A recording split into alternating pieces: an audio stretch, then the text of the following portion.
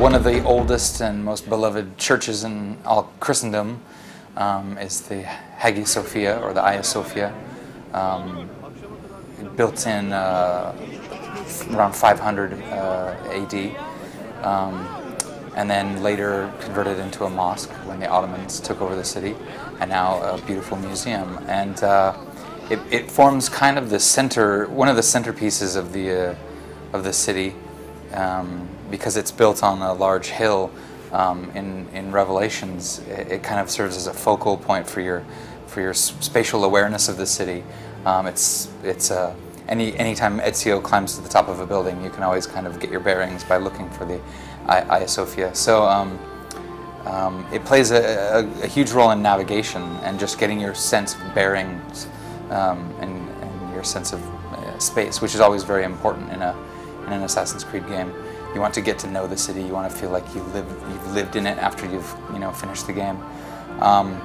In our story specifically, a number of missions take place around Hagia Sophia, and then we've hidden some very special content inside Hagia Sophia. So you'll get to and for achievement hunters, we've even got an achievement to quickly climb to the top of the pinnacle.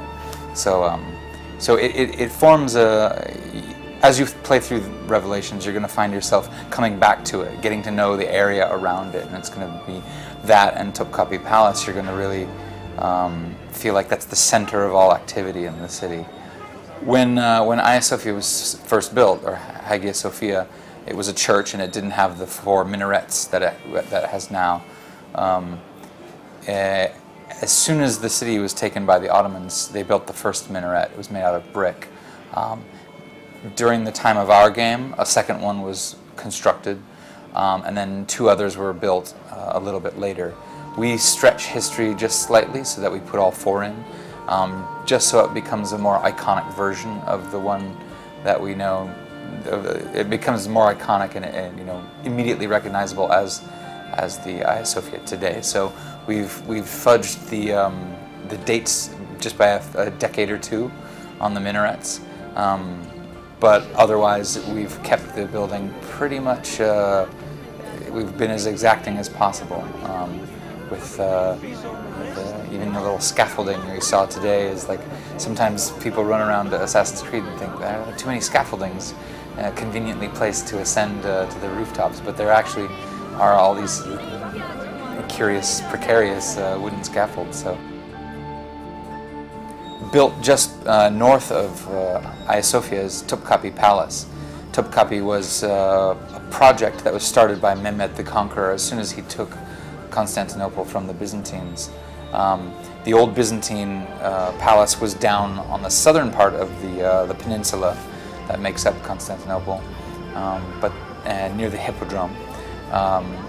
But as soon as the Ottomans moved in, they wanted a palace they could call their own, and one that was maybe a little easier to defend, so they built it on what's called First Hill in Constantinople, directly north of Hagia Sophia. In fact, the juxtaposition of Topkapi and Hagia Sophia in our game is exactly equivalent in real life, with a few added hay bales for assassins, for the assassin leaps of faith. So Topkapi was started by Mehmed the Conqueror, and then subsequently added to over centuries by every sultan.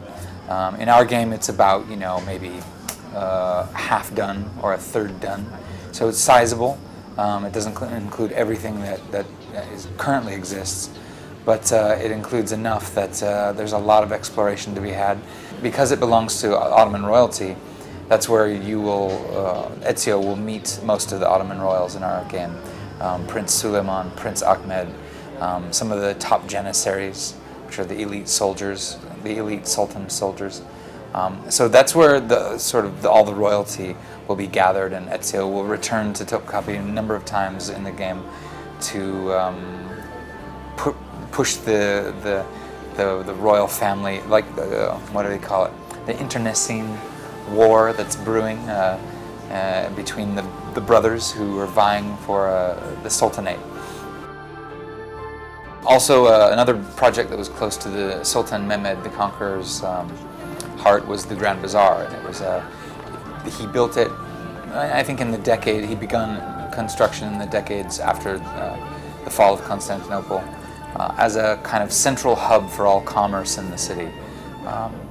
So he began this major project to create this huge covered area, this very labyrinthine structure full of hundreds and hundreds of shops, where with fairly easy access to the Golden Horn waterway to the north, and that way ships and merchants could come in, transfer their goods, didn't have very far to go, right to the Grand Bazaar, and everyone under one roof. So that's also a project that was very close to the Sultan's heart, and Ezio, it experiences it at its kind of most bustling.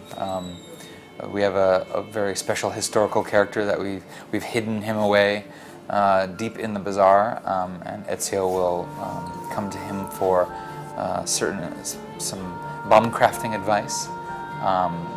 But he's a very famous character in Ottoman history, and we're happy to have him in the game. But I'm not revealing who it is yet.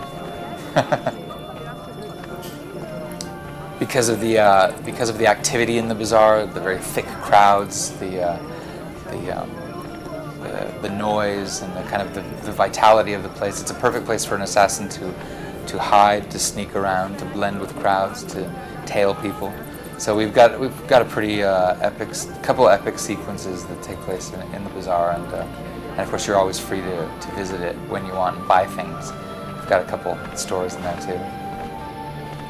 At the beginning of the project, when we after pre-production, when we sort of mapped out the game last year, we immediately sent a number of our artists, sound and visual, to Istanbul to investigate all the locations that we knew would play a prominent role.